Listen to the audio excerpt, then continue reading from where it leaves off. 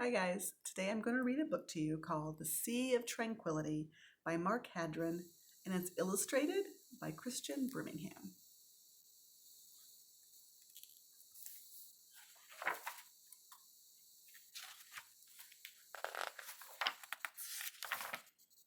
Years ago, there was a little boy who had a solar system on his wall.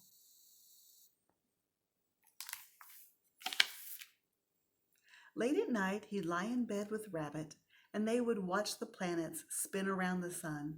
Mars, the tiny space tomato, Saturn sitting in its frisbee rings, freezing Pluto turning slowly in the dark, Jupiter, Uranus, Neptune, Venus, Mercury, and Earth. But of all the weird worlds that whirled across his bedroom wall, his favorite was the moon, a small and bald and ordinary globe of rock that looped the loop its way through outer space.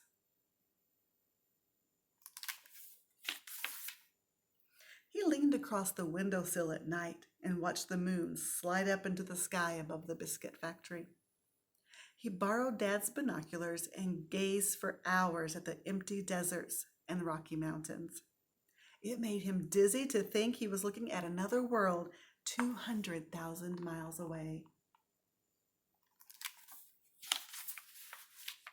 He got an atlas of the moon for Christmas, and he read it like a storybook. He dreamed of going there, of rocketing across the cold black miles and landing on the crumbly rock. He dreamed of visiting craters that he saw in his atlas, like Prosper Henry. And he dreamed of driving the fat-tired moommobile across the Bay of Rainbows and the Sea of Rains.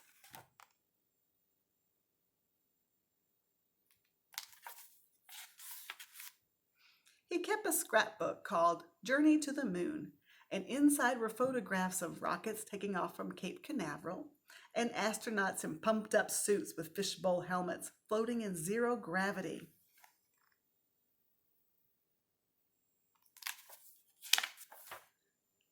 He borrowed library books and read how astronauts had orbited the Earth and walked in space, and how they'd flown around the moon itself. And every night he hoped and hoped that one day they would find a way to land and walk across that tiny world where he dreamed of. And eventually, one cloudless night, they did.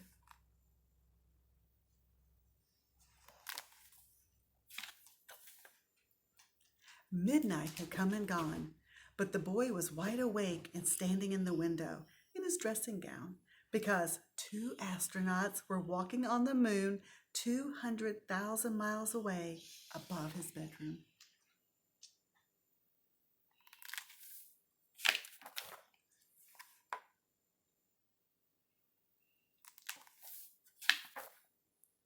At 3 a.m., he went downstairs and turned on the television. And there they were, on the flickery screen, bouncing slowly through the dust, the Sea of Tranquility, like giants in slow motion.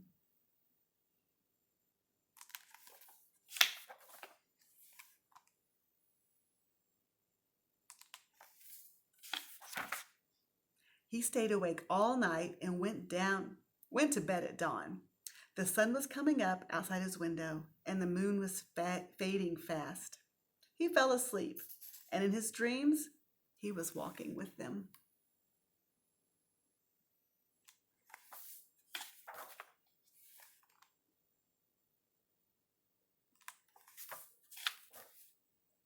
That little boy was me. The solar system chart on the wall has fallen apart long ago. And Rabbit, who is older, no longer follows me around, but he sits on my desk and watches while I work. Yet, on cloudless nights, I sometimes sit by my bed window and I stare out at the tiny distant world. And I think how cold and dark it is up there. No wind, no clouds, no streams, no sky, just rocks and dust.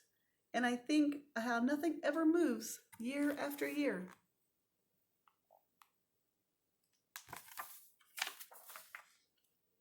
And then I think of those two astronauts and how the footprints they made up there with their big boots are still there tonight, tomorrow night, and every night for 1,000,000 years to come.